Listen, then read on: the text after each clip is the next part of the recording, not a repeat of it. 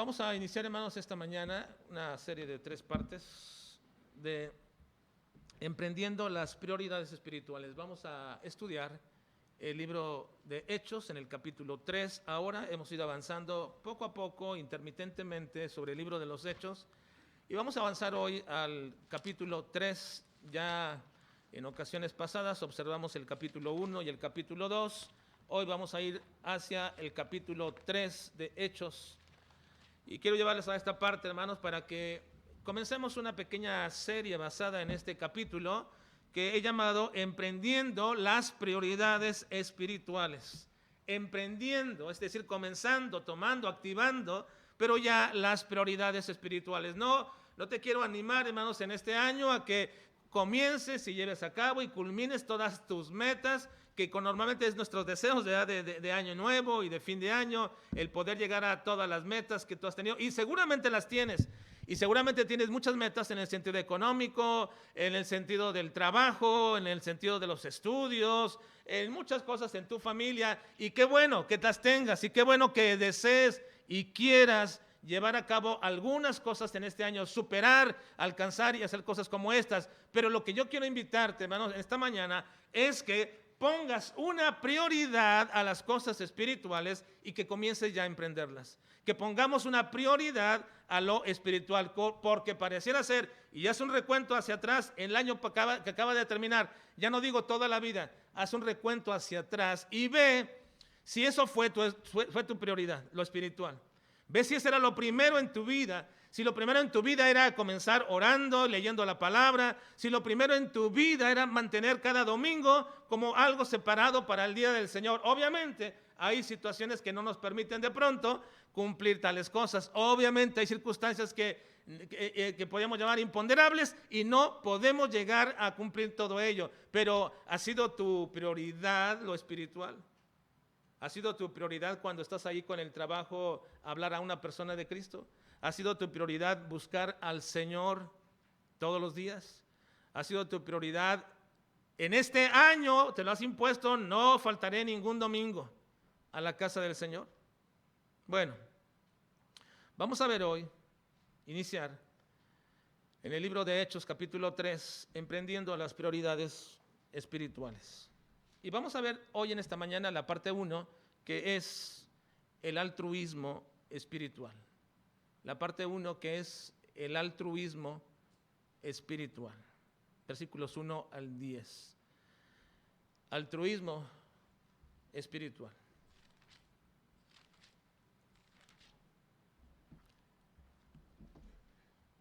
Lean conmigo, por favor, el versículo 1 y versículo 2. Vamos a leer juntos. Hechos 3, 1 y 2. ¿Lo tienen, hermanos? Y si no lo tienen, aquí está en la pantalla. Lo vamos a leer de una vez. Dice: Pedro y Juan subían juntos al templo a la hora novena, la de la oración. Y era traído un hombre cojo de nacimiento, a quien ponían cada día a la puerta del templo, que se llama La Hermosa, para que pidiese limosna de los que entraban en el templo. Ahora sigan el 3. Cuando vio a Pedro y a Juan que iba a entrar en el templo, le rogaba que le diese limosna. Bueno, vamos a mantenernos un momentito aquí en estos primeros versículos. Las últimas semanas donde estuvimos estudiando Hechos capítulo 2, observamos que la iglesia, para que pudiera ser funcional, es decir, cumplir los propósitos del Señor, necesitaba la llenura del Espíritu Santo. Y para llevar a cabo la labor que el Señor Jesucristo le había demandado, la de ir y predicar el Evangelio a toda criatura. Ahora, pensaríamos que mediante la capacitación del Espíritu Santo, la presencia de los apóstoles dentro de la iglesia y el gozo de ver a Cristo resucitado, miren, piensen en esto. La primera iglesia, el primer grupo de gente reunida, ya llena del Espíritu Santo. Están ahí los apóstoles, Pedro, Juan, los 12. Ayúdenme, ¿quién? Felipe, Tomás, Bartolomé, Tadeo, Simón, hijo de Alfeo, Judas Iscariote, no. Judas. Bueno, imagínense ahí los apóstoles. Está la iglesia llena, están los apóstoles. Han sido llenados del Espíritu Santo y hay un gozo indescriptible en el corazón de todos ellos porque se dieron cuenta que Cristo no había muerto e incluso ya lo habían visto resucitado, ya habían estado con él por lo menos 40 días, habían visto otra vez cómo la manifestación del poder de la obra de Cristo se hizo presente entre ellos, se gozaron en ese momento y lo vieron ascender al cielo hasta la diestra del Padre y ahí se quedaron mirando extasiados el momento en que Cristo se elevaba hasta el cielo. Y ahora diríamos nosotros, esta iglesia está lista para comenzar y llevar a cabo la labor que Cristo les mandó. Sed testigos míos hasta lo último de la tierra. Llevar el evangelio a toda criatura, empezando desde Jerusalén, Judea, Samaria y hasta lo último de la tierra. Ahora diríamos, con la llenura del Espíritu Santo, con la presencia de los apóstoles y con el gozo de haber visto a Cristo, ¿era fácil cumplir esta misión? ¿Era fácil cumplir esta misión, hermanos? No, no era fácil. No era fácil cumplir la misión que Cristo les encargó, ni tampoco lo ha sido en todo el tiempo de la historia, ni tampoco hoy día ha sido fácil cumplir esa misión. Cumplir el mandato de Cristo, diríamos para ellos, era relativamente sencillo, pero no era así, ni lo es tampoco ahora. Tanto como en aquella ocasión como ahora, hay muchos estorbos que necesitamos vencer a fin de que podamos desarrollarnos como una iglesia cristiana que obedece cumplidamente el deseo de nuestro Señor.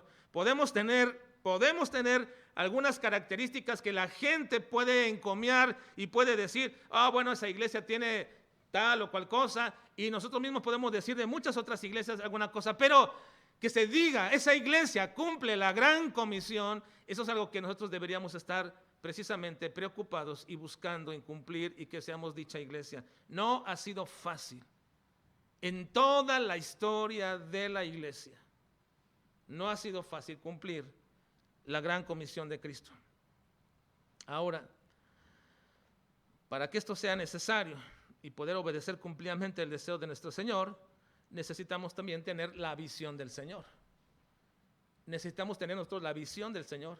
Si yo hiciera una encuesta en esta mañana acerca de cuál cree que debería ser la visión nuestra durante este año, y yo sé que algunos de ustedes pondrían muchas cosas en este sentido. Quizás dirían, bueno, la visión debería ser que esto se convierta en un lugar donde sintamos la presencia del Señor y donde todos nos regocijemos y alabemos al Señor. Quizás algunos digan así, u otros digan, bueno, yo creo que la visión de este año en la iglesia debería ser que nuestras instalaciones mejoren y sean lo mejor posible para que la gente pueda sentirse bien al llegar aquí y puedan glorificar al Señor. Y algunos podrían poner todo esto. Pero yo me pregunto, hermano, si su corazón arde en el deseo de tener la visión del Señor, no la visión suya, no de lo ideal que usted piensa que debería de ser este templo y esta iglesia, sino la visión del Señor. Si vamos a cumplir y ser una iglesia catalogada que cumple el deseo del Señor, y no sé si lo alcancemos o si en algún momento lo podamos hacer, de tal manera que antes que venga Cristo nos halle cumpliendo su deseo realmente. No sé si lo va a hacer. Lo primero que necesitamos es tener la visión del Señor. Esta congregación necesita recibir esa visión del Señor, entenderla, comprenderla, visualizarla, tenerla en su corazón, en su mente, y entonces caminar todos juntos hacia aquel lugar. Pero primero, y antes de intentar tener esa visión, creo que lo indispensable, y también sucedió para la iglesia, la primera iglesia de Jerusalén que estamos observando, era necesario que los líderes de la congregación también tuvieran clara cuál era la visión del Señor. Porque lamentablemente, y tenemos que decirlo así, es que la iglesia va a seguir, ciertamente, si quiere seguir la visión del Señor, lo primero que va a seguir es la visión de los líderes, la visión del o los pastores de esa iglesia, y ahí va a encaminarse, y ahí van, y probablemente algunos no de acuerdo, pero tendrán que meterse ahí porque de alguna u otra forma es la forma en que el Señor quiere llevar a su iglesia mediante los líderes, los pastores. Y esto no es tampoco ni fue sencillo para la primera iglesia. Tener la visión del Señor en una congregación es necesario primero que los líderes tengan la dirección y la visión del Señor. Que los líderes sepan cuál es el propósito y las acciones que deben tomar para ir en la dirección del Señor. Cristo tuvo que repetirle a sus discípulos una y otra vez acerca de esto. Ahora, déjame decirle que los líderes tengan la visión del Señor tampoco es sencillo. Si yo diría, no es fácil que la congregación tenga la visión del Señor, tampoco es fácil que los líderes la tengan. No es fácil. Uno pensaría que esta iglesia llena de apóstoles, los 12, que estuvieron junto con Jesús, entendían perfectamente cuál era la visión del Señor. Algunos pensarían que precisamente el que los apóstoles ya estuvieran con el Señor ahí una y otra caminando y viendo todo lo que Él hacía y oyendo todo lo que Él decía y viendo hacia dónde se encaminaba Cristo, ellos ya hubieran entendido cuál era la visión del Señor, pero no era así, no era así. Así que si la iglesia de Hechos en el capítulo 3 va a comenzar a hacer la obra del Señor y a cumplir deseosamente la obra del Señor, lo primero que necesitaban es que los apóstoles o los líderes de la iglesia entendieran perfectamente cuál era la visión del Señor, la dirección que Dios quería que tomaran. Pero, déjenme decirles una cosa, los apóstoles o los discípulos de Cristo no eran las personas más enseñables que digamos. No. Cristo tuvo que repetirles muchísimas veces algunas cuestiones de índole doctrinal, muchas veces, una y otra vez y otra vez. Algunos pensarían que las pláticas de Cristo giraban siempre alrededor de asuntos morales y de consejos buenos de cómo comportarse con sus semejantes, que cuando Cristo se reunía con sus discípulos ahí para ir a comer, charlaban de todas las cosas, de todo aquello bueno, y pensaban que así pasaba todo el día, como en un tiempo de campamento, como en un tiempo quizás de retiro espiritual, todo el mundo platicando de todas cosas y dándoles buenos consejos de cómo tratar a aquella persona, a aquellos muchachos, y pensarían que eso es lo que Cristo estaba haciendo con ellos, pero no, déjenme decirles que si ustedes observan los 4 evangelios de manera detenida y los leen continuamente, se darán cuenta que la mayoría de las veces cuando se presenta a Cristo hablando con sus discípulos, siempre les está hablando de doctrina, siempre está hablándoles doctrinalmente, les está enseñando, les está diciendo una y otra vez acerca de doctrinas que ellos deberían comprender y entender. Pero de alguna forma hay una cierta estigmatización de Cristo y de sus discípulos como si los viéramos a ellos como una orden monástica. No sé si ustedes han visto en la televisión o en las películas, de pronto así presentan a Cristo con sus discípulos, él adelante, atrás de ellos algunos ahí van, como si fueran una orden monástica donde han hecho votos de pobreza y de silencio y que dan limosnas por aquí y por allá, y pensarían que eso era todo en relación de Cristo andando con sus discípulos y con sus apóstoles. No era así y no es así. Cristo tomó a 12 de muchos de sus discípulos, los tomó y en 3 años les dio y les impartió un curso intensivo de doctrina y de teología. Y ese curso intensivo de 3 años fue abrumador para los discípulos. Más allá de que su preparación académica era muy poca, realmente lo que fue abrumador para estos discípulos es que la actitud y la incredulidad y su reticencia para estar dispuestos a cambiar lo que creían hasta ese momento era muy grande. Por eso, los discípulos no eran personas enseñables fácilmente. Un cristiano enseñable es cuando tiene la disposición a cambiar la doctrina y la práctica que hasta ahora cree cuando ésta no está de acuerdo con las Escrituras. Un discípulo de Cristo, un cristiano que viene a una iglesia y que está recibiendo continua enseñanza, debería estar dispuesto a cambiar su doctrina y su práctica cuando sabe que ésta no está de acuerdo con la Escritura, aun cuando lo haya hecho y creído por años y ya haya incluso nacido en una iglesia de esta forma. ese es un cristiano enseñable. Los discípulos no lo eran. No eran cristianos o no eran discípulos enseñables. Porque la única forma en que una persona pueda permanecer firme en su vida cristiana y cuando se sienta presionado para dejar lo que la Biblia dice, lo único que lo va a hacer mantenerse en esa postura es precisamente que haya podido cambiar a la doctrina bíblica, no la doctrina religiosa, eclesiástica o humana. Cuando es confrontado con la palabra y sabe que la palabra dice tal cosa, y aun cuando no puede entenderlo del todo, pero ahí está, es claro, doctrinalmente se enseña paso por paso por paso. Hay textos y argumentos bíblicos para decir esto es así.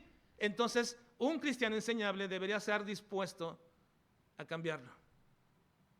Porque la única forma de mantenerse firme es que primero haga ese cambio a fin de ser fiel a la palabra. Porque cuando venga la presión para que la deje, no lo va a hacer, será firme en el Señor. Dice 2 Tesalonicenses capítulo 2, versículo 2, que no os dejéis mover. Ayúdenme por favor, hermanos, con la lectura.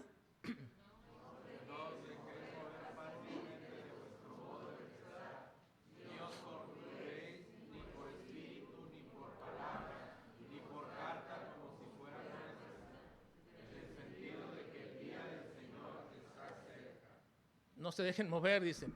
No, ya fueron enseñados. Ya fueron enseñados acerca de estas verdades, fueron establecidas, no se dejen mover de ello.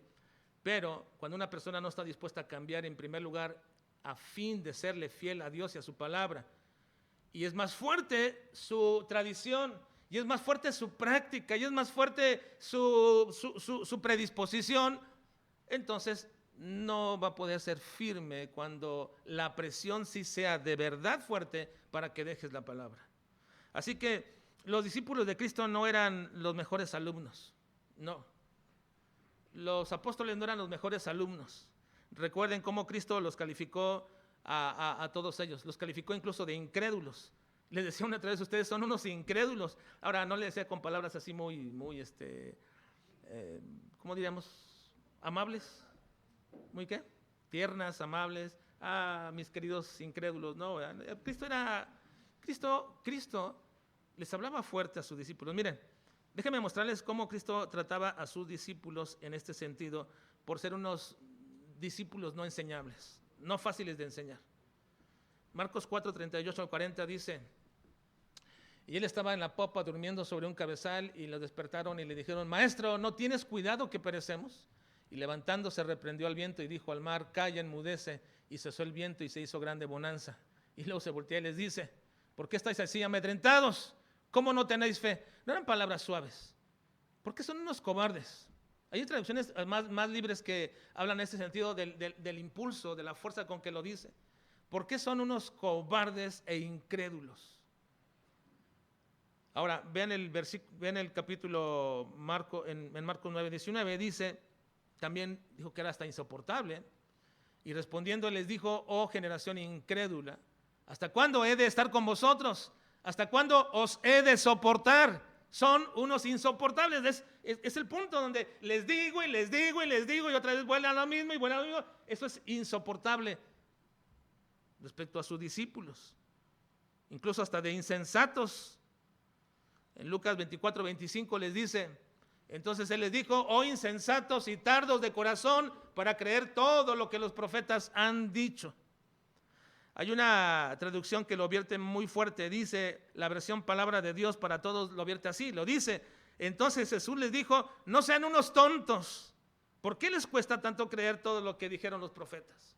Y la Nueva Versión Internacional dice: qué torpes son ustedes y qué tardos para entender todo lo que se les ha enseñado. No eran personas fácilmente enseñables. Así que no fue hasta que Cristo resucitó y que logró confirmarles la verdad de que Él era el verdadero Dios y que recibieron también la promesa del Espíritu Santo, que transformó y cambió no solamente su corazón incrédulo, sino que también cambió su actitud a una disposición de aprender y de estudiar las Escrituras. Miren, todo lo que antes les decía Cristo, que era sencillo, tenían al maestro frente a él y les decía, no lo comprendían tan fácilmente, no lo entendían tan fácilmente. No sé si de pronto me imagino de pronto a Cristo en una cierta desesperación humana, llamándolo así. A ver, repitan conmigo una vez más. Voy a morir y luego voy a resucitar. Digan otra vez, y otra vez, y otra vez. Y ellos después, pero ¿por qué va a morir? Bueno, y una y otra vez hasta el punto de que era insoportable eso. Pero cuando Cristo resucita, y ellos observan y lo ven y son llenos del Espíritu Santo, y entonces todo cambió radicalmente. No solamente cambió su incredulidad, también su actitud y disposición para aprender las Escrituras, porque se convirtieron en los maestros de la iglesia. Todo lo que nosotros hoy estudiamos y que es difícil muchas veces de entender, y que es tan insondable una y otra vez, es producto de la obra del Espíritu Santo en la vida de estos hombres. Ellos pusieron el fundamento doctrinal y teológico de lo que hoy está establecido y nosotros seguimos. Dice Efesios 2:20, edificado sobre el fundamento de los apóstoles y profetas, siendo la principal piedra del ángulo Jesucristo mismo. Estos apóstoles y profetas pusieron el fundamento de lo que hoy estudiamos, y hombres con tantos títulos y tantos doctorados siguen todavía tratando de entender y de comprender todo lo que el Espíritu Santo hizo en la obra, en la mente y en la actitud de estos discípulos. Es por eso que empezamos nosotros a encontrar en el libro de los Hechos el registro de lo que cada uno de los miembros de la iglesia y de los líderes comenzaron a emprender la labor en conjunto como una iglesia de Dios para poder llevar a cabo el mandato del Señor, y como en aquellos tiempos también ahora es importantísimo establecer y tener la visión correcta para ir como iglesia. Pero déjenme decirles una cosa, no es fácil para nosotros. No somos superdotados. Los pastores de esta iglesia no somos los más inteligentes. No tenemos aptitudes mayores que la de muchos de ustedes. No es fácil para nosotros poder entender y comprender cuál es la dirección y las acciones que debemos llevar a cabo para que vayamos en el propósito y el rumbo del Señor. Y si ustedes solamente se concretan a criticarnos y a enojarse con nosotros, y pueden tener razón en hacerlo, pero no oran por nosotros, déjenme decirles, hermanos, que no podemos ir como iglesia en el rumbo que Dios quiere. No podemos hacerlo. No me estoy pidiendo que no me critiquen y que no se enojen conmigo. Si quieren, háganlo todas las veces. Y si quieren, búsquenme para hacerlo y todo ello. Pero lo que estoy diciendo, hermanos, es que oren por nosotros a fin de que la visión del Señor esté tan impregnada en nuestra mente que no dudemos hacia dónde debemos de ir ni qué debemos hacer. Los discípulos no eran las personas más enseñables. Y como en aquellos tiempos, también ahora es importante establecer esa labor de carácter espiritual en nuestras vidas. Pero parece fácil decir sí, hagámoslo. Las prioridades de esta iglesia deben ser espirituales, ¿no, hermanos? ¿Hermanos? Las prioridades de esta iglesia deben de ser espirituales. Y parece ser fácil decir amén, y así debería de serlo. Y no debería de haber duda. Pero no siempre todos los congregantes en el templo lo comprenden bien. Las razones son porque no somos fácilmente enseñables. No somos fácilmente enseñables. Déjenme hacer un pequeño paréntesis en el desarrollo de nuestra historia de Hechos capítulo 3 para abundar un poquito más en esta actitud de ser o no ser enseñables. Me parece importante, porque si vamos a establecer en este año, como quizás cada año lo hemos hecho, pero si vamos a hacerlo una vez más y a fortalecer cada una de nuestras acciones que tengan un carácter espiritual en todo lo que hacemos, sea lo que hagamos, como dijo Pablo, sea que bebamos o que comamos, como iglesia debe tener un carácter espiritual. Todo lo que hagamos aquí debe tener ese carácter espiritual y ese debe ser el énfasis que debe preponderar. Pero si lo vamos a hacer y a fortalecer esas acciones y mantener lo espiritual como prioritario, entonces también deberíamos mantener una actitud y una disposición para ser enseñables. Déjeme decir que hay 3 posturas que no permiten a un creyente, a un congregante en la iglesia, ser enseñable. Primero, es lo que llamamos la postura del sabelotodo o sabelotoda. Algunas personas creen que no tienen nada que aprender, nada. Son sabelotodo, espirituales, saben todo acerca de lo espiritual. Proverbios los llama sabios a sus propios ojos. Cuando no están de acuerdo con el pastor o lo que él ha enseñado o el maestro, entonces sin reserva se lo hacen saber. Y no de buena manera siempre. Ciertamente nos equivocamos y agradezco a Dios por aquellos que de manera correcta y adecuada dicen se equivocó en esto o en aquello o no está bien. Ciertamente nos equivocamos los pastores, pero el asunto es que aquellos sabelotodos o sabelotodas piensan que no tienen algo que aprender, que no pueden aprender ya nada nuevo y también por eso no son enseñables.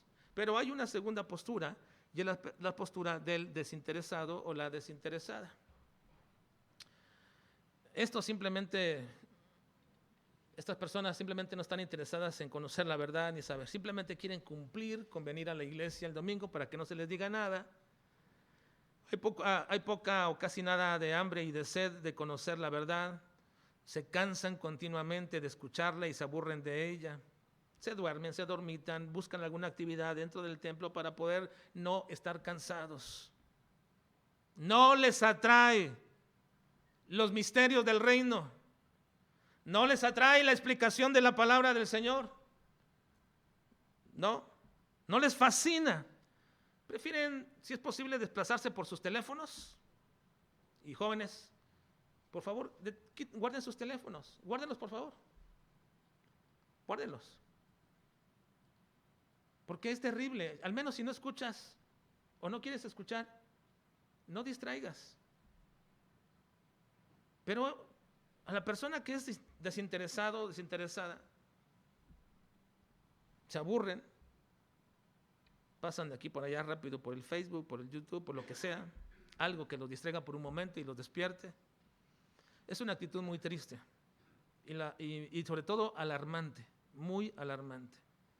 Porque nos dice que hay un problema muy grave espiritual en esas personas, en esos creyentes. Estas personas no son enseñables fácilmente.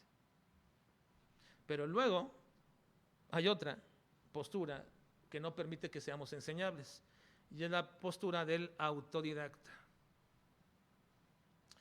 Su interés es genuino, ciertamente, y lo reconozco, es genuino, pero son muy selectivos. Muy selectivos en quién van a escuchar, a quién van a creer, a quién van a investigar por su cuenta en internet. Si son como los de Berea, voy a escuchar lo que dice el pastor y luego van, pero no van a la Biblia, van al internet a ver qué dice tal o cual persona, cual o cual teólogo, a ver si están de acuerdo. A ver si están de acuerdo con lo que el pastor dijo. Encontrarán buscando a alguien que les dé la razón, van a confiar en ciertos algoritmos informáticos para sus recomendaciones. Dios ha puesto, y quiero decirte, hermano, que Dios ha puesto a personas reales a tu alrededor en la vida, dentro de la iglesia, para que te enseñen la verdad. Tú no deberías aprender la verdad de la palabra de Dios a través de un medio informático o un medio electrónico. Te puede ayudar en algunas cosas. Recuerda que ningún maestro en internet te conoce como tu pastor. La verdadera enseñanza eficaz tiene lugar en el contexto de acuerdo a lo que hizo Dios. Ha dicho, Dios ha puesto en la iglesia pastores a fin de perfeccionar a los santos. Y la verdadera enseñanza eficaz tiene lugar en el contexto de la transmisión verbal y personal de quien sí te conoce y que le interesa que aprendas. Si piensas que no vienes al culto, pero vas a estar en el culto de tal o cual hermano, o cual pastor, o cual iglesia, bueno, eres una de estas personas, autodidactas. Bueno, habiendo dicho eso, hermanos, vamos al versículo 1, por favor.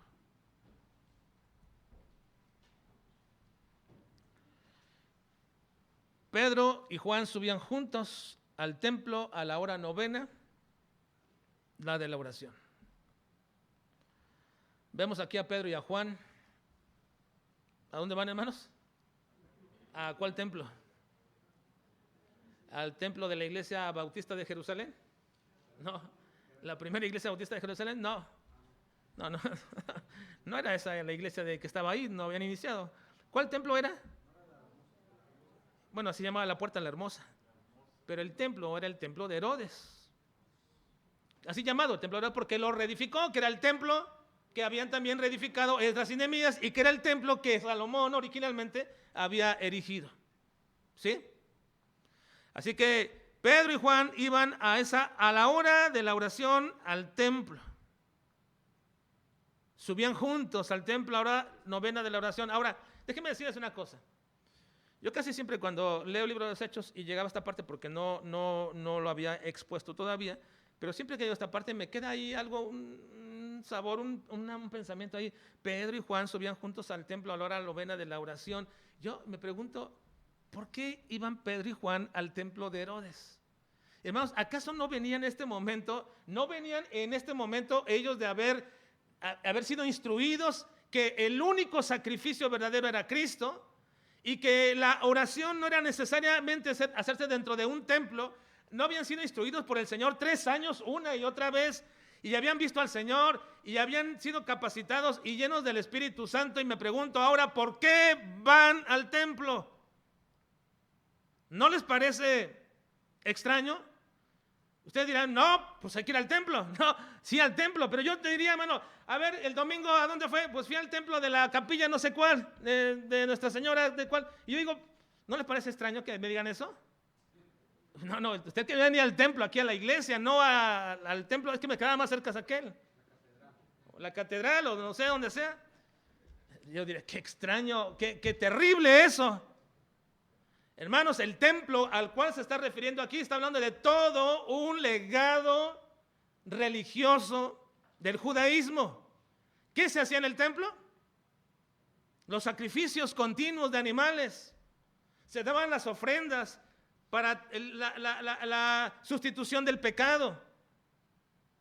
Eso era todo lo que sucedía en el templo. ¿No les parece a ustedes extraño que Pedro y Juan fueran al templo? Hermanos, a mí sí. A mí me parece extraño porque siendo la orden explícita de ir y predicar el evangelio y comenzar como una nueva entidad, una iglesia diferente, totalmente diferente al judaísmo, de pronto el primer domingo diríamos, se van a reunir todos ellos. No, pero en lugar de eso, van al templo a la hora novena, la de la oración. Es un poco extraño ver a estos dos discípulos llevando a cabo un acto ritualista y religioso común de los judíos. Recuerden que ellos eran los primeros cristianos y estaban en cierto modo rompiendo con ese ritualismo judío que creía que solo se podía adorar de manera correcta en el templo. Pero aquí Lucas en su relato aclara algo muy importante. A ver, vean la aclaración en el versículo 1. Dice: Pedro y Juan subían juntos al templo a la hora novena, la de la oración. ¿Cuál es la aclaración que hace Lucas en su relato, hermanos? Que estaban subiendo a la hora novena, la de la oración. Ahora,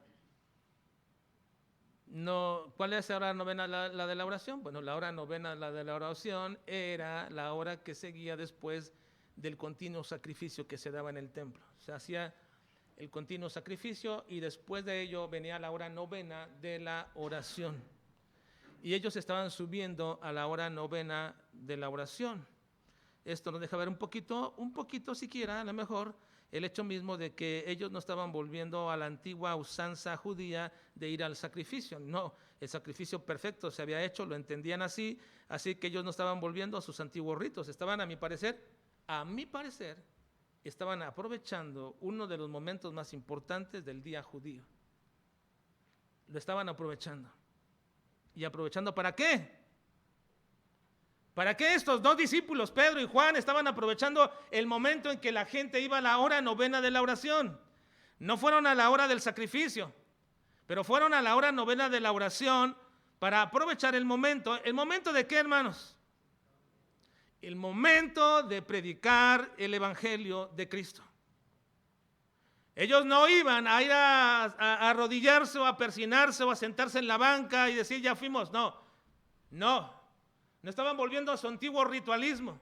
Ellos estaban yendo a esta hora precisamente para aprovechar quizás el primer momento que dijeron ellos, ¿dónde podemos comenzar a predicar el evangelio? De tal manera que comencemos a llevar a cabo la labor que Cristo de predicar el evangelio a toda criatura y llenar a toda Jerusalén del evangelio. Bueno, pues comencemos en el templo, donde antes solíamos ir a otras cosas. Hoy vamos a ir a predicar a Cristo.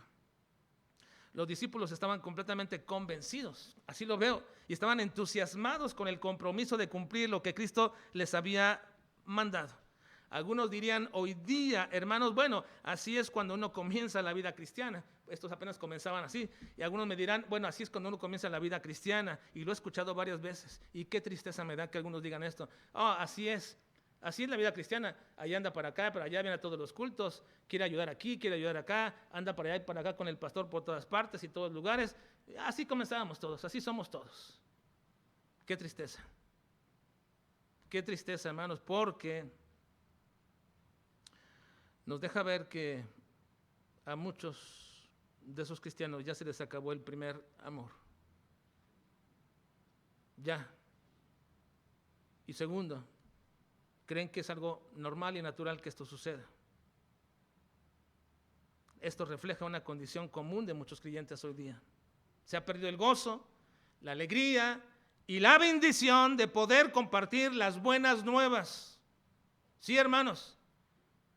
Me atrevo a decir que la mayoría de los que estamos aquí hemos perdido el gozo, la alegría inicial que teníamos de compartir las buenas nuevas. Cuando usted conoció al Señor, recuerde, vaya atrás el día que usted conoció al Señor. Yo podía darles mi testimonio, pero no se trata de dar mi testimonio. Yo conocí a Cristo a los 6 años, pero realmente me convertí al Señor a los 12. Y podría darles cuál fue ese primer amor y ese primer gozo de un niño a los 12 años de conocer a Cristo. Pero piensen usted. Y me atrevo a decir que muchos de nosotros ya hemos perdido ese gozo y esa alegría de poder compartir a Cristo. Sin duda, Pedro y Juan no eran los únicos que tenían este deseo.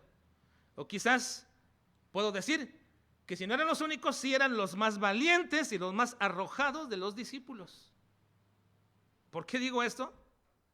Porque, hermanos, no olviden ustedes que estaba vigente la orden de captura de los discípulos, ¿o no? Se había corrido la voz de que habían robado el cuerpo del Señor Jesucristo y que ahora trataban de poner esa culpa de la muerte de aquel hombre en los líderes religiosos. Así que los líderes religiosos dijeron, captúrenlos, agárrenlos y hagan con ellos lo que quieran, lo que sea, pero había una orden de capturarlos y eran perseguidos. Pero estos, Pedro y Juan, subieron a la hora novena, la de la oración, al templo donde todos podían escucharles y verles. ¿Eran realmente osados, hermanos? Porque al momento cuando esto pasó, todos se escondieron y cerraban las puertas y estaban y no salían para ninguna parte, tal que Cristo tuvo que entrar en medio de la puerta, en medio de las paredes y presentarse delante de ellos. Pero ahora, Pedro y Juan no previendo más peligro ni lo que podría pasarles, arrojadamente fueron a predicar el evangelio. La persecución de todos ellos había hecho que muchos de los discípulos se quedaran allí sin cumplir la orden del Señor. Ahora, déjenme decir, hermanos, que el temor es una de las dificultades que debemos aprender a manejar si queremos cumplir el mandato del Señor. El temor es una de las dificultades que tenemos que aprender a manejar espiritualmente si queremos cumplir el mandato del Señor. Yo creo, hermanos, y puedo aventar al aire un porcentaje. Yo creo que un 70% de la gente de nuestra iglesia no testifica porque tiene temor. Tiene temor. Pero el temor es una de las dificultades que debemos aprender a manejar correctamente si queremos cumplir como iglesia del Señor nuestro propósito en este lugar, en esta tierra. No cualquier temor, no me refiero a cualquier temor, me refiero al temor, a la respuesta al evangelio de las personas. Me refiero a la reacción, el temor a la reacción de las personas al mensaje de que Cristo es el Señor. Pero también, creo que también el temor a nuestra incapacidad de poder compartirlo correctamente. Tenemos temor de no poder compartir correctamente el evangelio. El temor a quedar avergonzados y enfrentados a nuestro mensaje si alguien nos pregunta algo que no sabemos cómo responderles. Y creo que la mayoría de aquí no testificamos o no testifican porque tienen temor. Y es lo primero que hay que vencer. Ese temor, hermanos, se enfrenta cuando estamos plenamente convencidos de la verdad que predicamos. Ese temor es manejado correctamente cuando yo estoy plenamente convencido de la verdad que vamos a predicar. Cuando estamos llenos de la palabra de Dios y la leemos continua y constantemente. Hace algunas semanas un pastor me hablaba y me decía que, dice, no entiendo por qué usted siempre, año tras año, tiene un plan de lectura. Bueno, tendré 4 o 5 años que lo hago ya más públicamente. Dice, pero ¿por qué le hace eso? ¿Y por qué se pone allá a leer con su iglesia? Déjenlos solos para que ellos vayan comenzando y vayan siguiendo solitos y todo eso. Y le digo, bueno, mi deseo es, no sé, y cuántas veces lo pueda hacer, pero mi deseo es tratar de que 1, 2 o 3 o 4, los que sean, puedan llegar a tener una costumbre y alguna actividad, hay algo en su vida de hacerlo continua y constantemente. Y estamos otra vez, hermanos, hoy retomando. Y sé que muchos de ustedes están ahí en el grupo de donde se escuchan, donde ponemos esto. Y sé que muchos quizás ni los ven y ahí los tienen acumulados. Está bien, no, eso a mí no me preocupa ni me da. A mí no creo que me siento mal por eso, porque no lo hagan. Sé que puede ser así. Lo que me preocupa es el hecho mismo de que eso refleje una situación en su vida. Podría ser que no, puede ser que usted está siguiendo otra forma de hacerlo, puede ser, está bien, pero lo que a mí me refleja es el hecho mismo de que en una forma de leer la Biblia año tras año, una vez, 2 veces, 3 veces, usted no lo esté haciendo porque a usted no le interesa sencillamente leer la palabra de Dios. Y por eso usted no puede testificar, usted no puede hablar de Cristo confiadamente y sin temor, porque usted no está lleno de la palabra. ¿Cómo le puede responder una palabra a una persona? ¿Le va a poner usted argumentos suyos, argumentos de la vida, argumentos filosóficos? Eso no sirve absolutamente de nada. Y aun cuando lo convenciera, no lo va a ayudar a absolutamente nada. La palabra del Señor debe morar en usted en abundancia una y otra vez para que la respuesta nuestra siempre sea bíblica, sea un texto, sea una expresión de la misma Biblia, porque ella sí, cuando llega potentemente al corazón de una persona, es poder de Dios para salvación. Lo es, hermanos.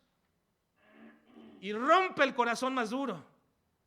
Y es como una espada que traspasa los pensamientos y las intenciones del corazón. Pero usted no la puede expresar porque no está lleno de la palabra. Vencer el temor, hermanos, para poder testificar de Cristo es indispensable para esta congregación. Cuando estamos llenos de la palabra de Dios y también por consecuencia somos llenos del Espíritu Santo, entonces esto nos ayudará a manejar correctamente nuestros temores. Dice Pablo en 2 Timoteo 1:7, porque no nos ha dado Dios espíritu de cobardía, sino de poder, de amor y de dominio propio. Hermanos, esto es lo que requerimos para poder hablar de Cristo. Vencer el temor. No es aventurarme, no es esforzarme, no es intentarlo. Es simplemente convencido de la palabra del Señor que esto es lo que debo de hacer, y teniendo la palabra de Dios en mi corazón, entonces puedo expresar, aunque no sea de manera correcta y adecuada o bien homilética o bien dado un mensaje, puedo expresar la palabra de Dios. No se requiere que yo siga un plan definido paso por paso para poder testificar de Cristo. No se requiere eso. Simplemente la palabra de Dios, tírela al corazón del hombre con plena convicción y verá lo que la palabra de Dios puede hacer. ¿Se acuerdan lo que Cristo dijo? Que así era precisamente la palabra de un hombre que plantaba una semilla y luego se fue a dormir y no supo cómo. Cuando amaneció, brotó la semilla y volvió a irse a dormir, y cuando rezó había crecido. ¿Cómo fue? ¿Qué hizo? Simplemente plantó la semilla. Plantó la semilla.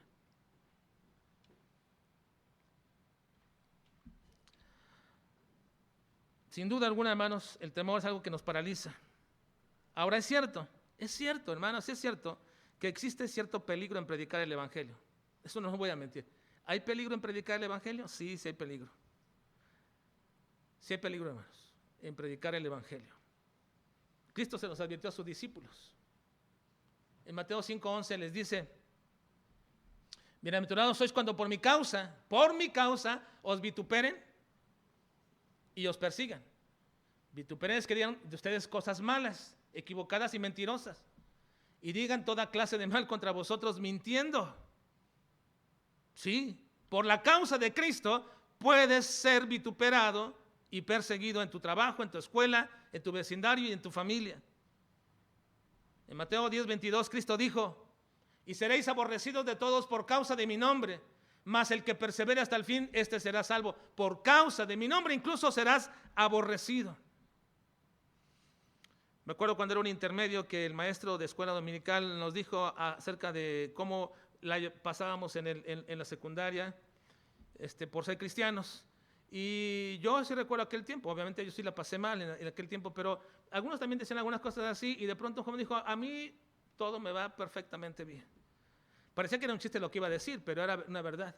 Y él dijo: pero ¿cómo es esto? ¿No sabe, no te dice nada por ser cristiano? ¿No te dice nada por ir a la iglesia? ¿No te dice ninguna cosa? Y él dijo: bueno, es que ni siquiera saben que soy cristiano. Él nunca había dicho que era cristiano. Parecía un chiste en eso, pero era una verdad y es una realidad, y creo de muchos de nuestros jóvenes. Yo siempre les digo a mis hijos cuando entran a la escuela: lo primero que tienes que hacer en la primera semana, no sé en qué momento, lo primero que tienes que hacer de alguna forma es identificarte como cristiano. Y lo tienes que hacer.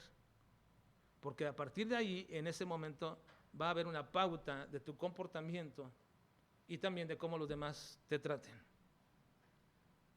En Mateo 24:9 Cristo dijo: entonces os entregarán a tribulación y os matarán y seréis aborrecidos de toda la gente por causa de mi nombre. En Marcos 8:35 Cristo les dijo: porque todo el que quiera salvar su vida la perderá, y todo el que pierda su vida por causa de mí y del evangelio la salvará. Hermanos, sí existe cierto peligro en predicar el evangelio, y quizás por eso es tu temor. Quizás no es el temor a la reacción de la gente al evangelio, quizás no es tu temor de ser incapaz de compartirlo adecuadamente, quizás tú tienes temor porque hay peligro en predicar el evangelio. Y este es un obstáculo que tienes que solventar, y tenían que solventar los discípulos. Gracias al Señor, hermanos, que en nuestro tiempo y en nuestro país no existe, al menos de manera oficial y de manera sensible, la persecución en contra de los cristianos. No se nos persigue por predicar el evangelio, no se nos arresta, nos lleva a la cárcel por predicar el evangelio, no se nos impide hacerlo, aún incluso de manera pública. Tenemos una tremenda oportunidad, hermanos, en este tiempo. Entonces, si tenemos una tremenda oportunidad en este tiempo, tenemos que aprender a saltar el obstáculo del temor.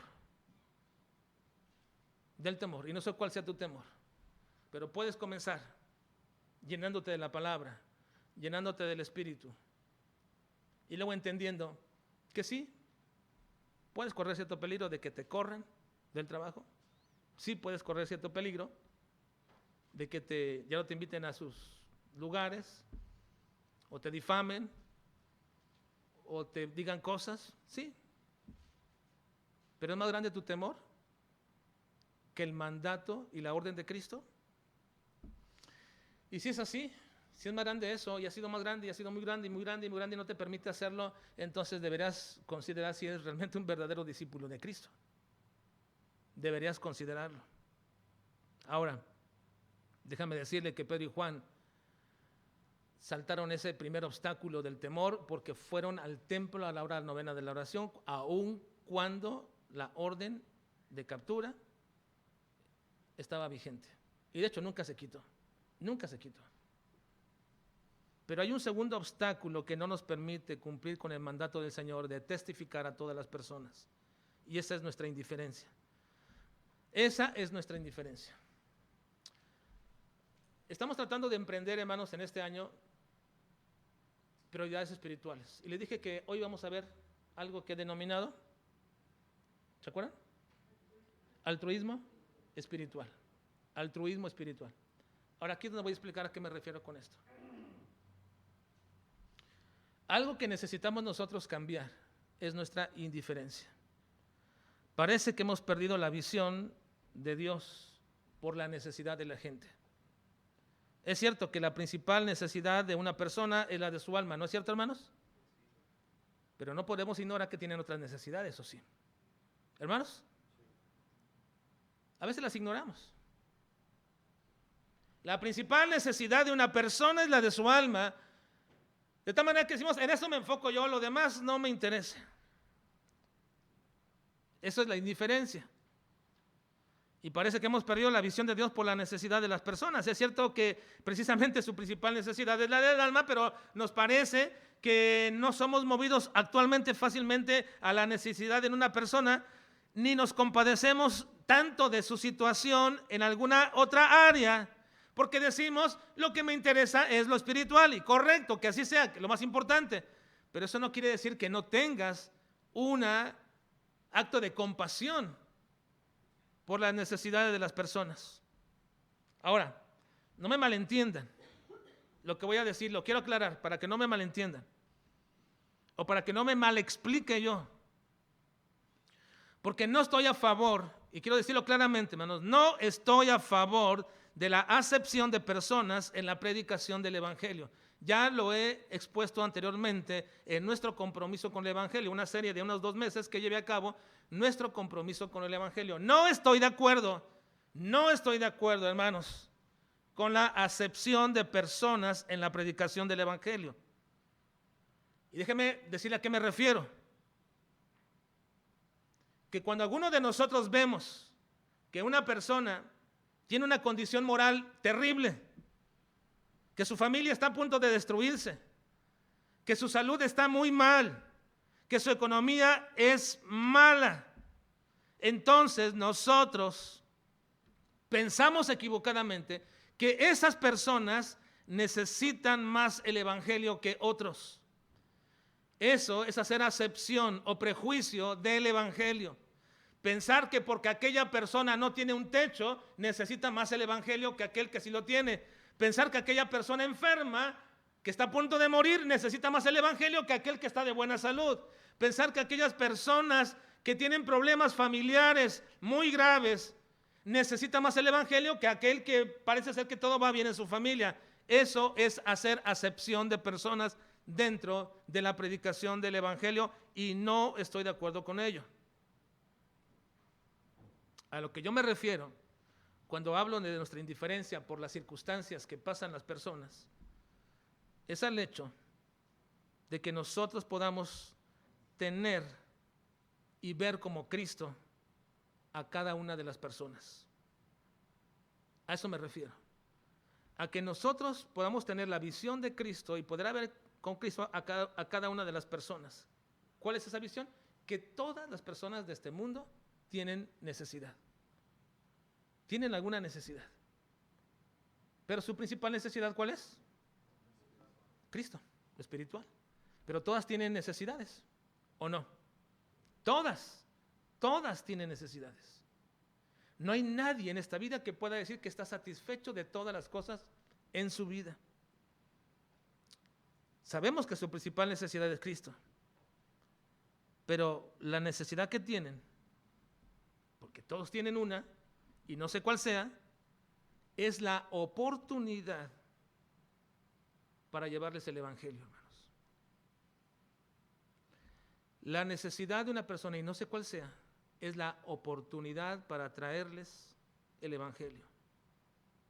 Eso es lo que necesitamos nosotros quitar como un obstáculo para comenzar a predicar el evangelio. Nuestra indiferencia. Todas las personas tienen alguna necesidad. Y si comienzas a hablar con ellas y a platicar con ellas, verás de pronto cómo surge esa circunstancia de su vida en la cual tiene necesidad. Y ese es el momento más propicio. Utilizar esa necesidad para llevarle a la comunicación del evangelio. Esto era precisamente la visión de Cristo. Miren, les voy a mostrar qué es la actitud de Cristo con todas las personas retratada en el evangelio. Mateo capítulo 9, versículo 36, dice, y al ver, lea conmigo, y al ver las multitudes, tuvo compasión de ellas, porque estaban desamparadas y dispersas como ovejas que no tienen pastor. Obviamente no diría, bueno, aquí se está refiriendo a la condición espiritual, sí, claramente, pero él tuvo compasión de estas personas porque las vio dispersas, como cuando usted y yo vemos a tanta gente en un centro comercial andando por aquí, por allá, comprando, algunas personas ostentando quizás riqueza o pobreza o lo que sea, pero no nos damos cuenta de lo que hay en el corazón de esas personas. Lo puedes ver comiendo, lo puedes ver comprando alguna cosa, pero no sabes lo que hay en el corazón de aquella persona. Pero quien sí lo sabe, ¿quién es? Cristo. Y lo sabía. Y se compadeció de ellos. Ahora, vea lo que dice el capítulo 14, versículo 14. Y saliendo Jesús, ayúdame.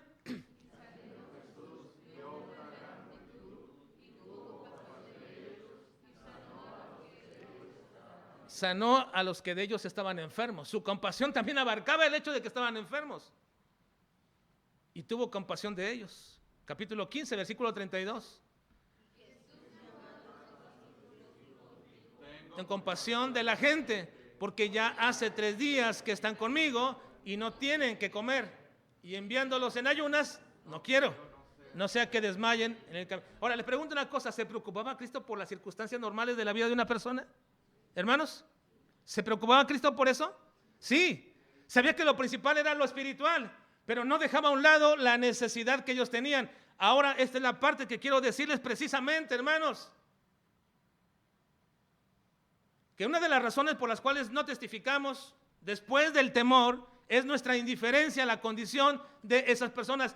Tienes vecinos y sabes y probablemente te has dado cuenta que tienen alguna necesidad. Tienes familia, tienes amigos, tienes compañeros de trabajo y todos tienen una necesidad. Y esa necesidad precisamente puede ser el móvil, la manera, la forma en que tú le lleves la más grande bendición a sus vidas, que es Cristo. Pero si cerramos nuestros ojos y nuestro corazón a la condición de las personas, entonces se nos vuelve un poco más difícil acercarnos a ellas. Pero sobre todo no por ellas, sino por nosotros, porque somos indiferentes. Y esto es lo que precisamente Pedro y Juan vieron en este hombre. Versículo 2, vean. Y era traído un hombre cojo de nacimiento a quien ponían cada día a la puerta del templo que se llamaba La Hermosa para que pidiese limosna de los que entraban en el templo. Fueron ellos movidos por la compasión a la necesidad de este hombre. Y aprovecharon la condición de este hombre para darle lo mejor que ellos podrían darle. Aprovecharon la condición de este hombre para darle lo mejor que ellos podían darle. Esto es a lo que yo me refiero con altruismo espiritual. Donde veas la necesidad de alguien y no te detengas No te detengas. Llévale un plato de comida, alguna cosa, algo, y aprovecha el momento. Y abre la puerta. ¿Ves a alguien enfermo en el hospital cuando vas? Aprovecha el momento. Yo a veces he pasado al hospital, algunas veces he visto gente llorando ahí.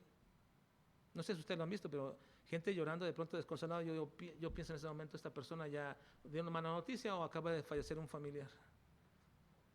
A veces tenemos cuidado en hacerlo y acercarnos correctamente, ¿no? Quizás llevarle un pañuelo, alguna cosa. Y comenzar a ver una posibilidad, una oportunidad. Esto es altruismo espiritual, hermanos. Y si Dios nos permite, vamos a ver el resultado de este altruismo espiritual y de este acto de valentía y de arrojo y compasión de estos discípulos que estaban comprometidos con cumplir con el mandato de Cristo. Les costara lo que les costara. Y esto nos va a ayudar a nosotros a tratar de recobrar, hermanos, el impulso que necesitamos para cumplir con nuestras prioridades espirituales. Vamos a ver cómo y qué surgió y qué pasó en ese momento y cómo el evangelio comenzó a correr a partir de ese momento por Jerusalén. Lo veremos la próxima semana si Dios nos permite. Vamos a orar, por favor.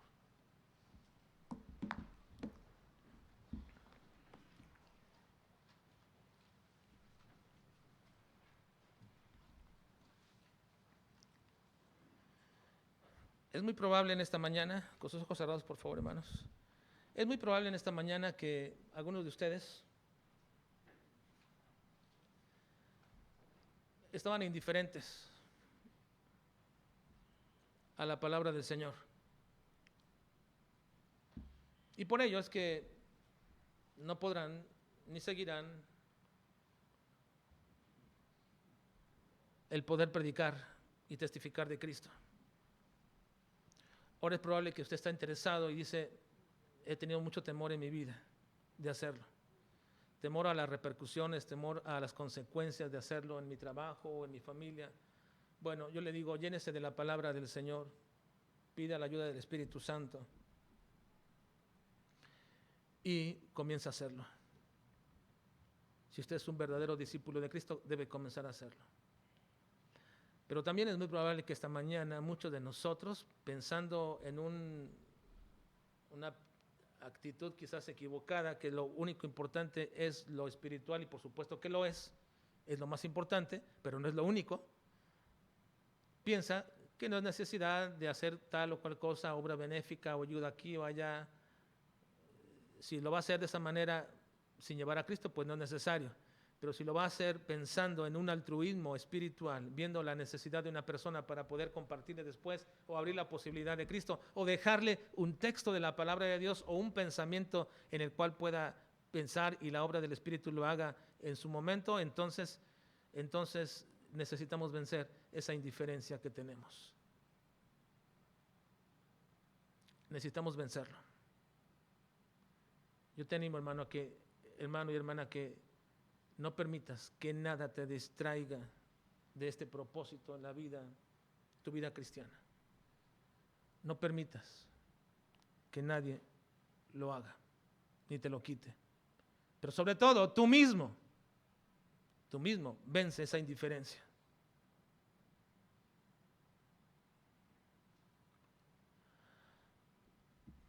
Señor, te ruego en el nombre de Cristo que toque nuestros corazones, nos redargullas. Y si hay alguien aquí, Señor, presente que manifiesta indiferencia o ser poco enseñable, te ruego en el nombre de Cristo que rompas esas actitudes.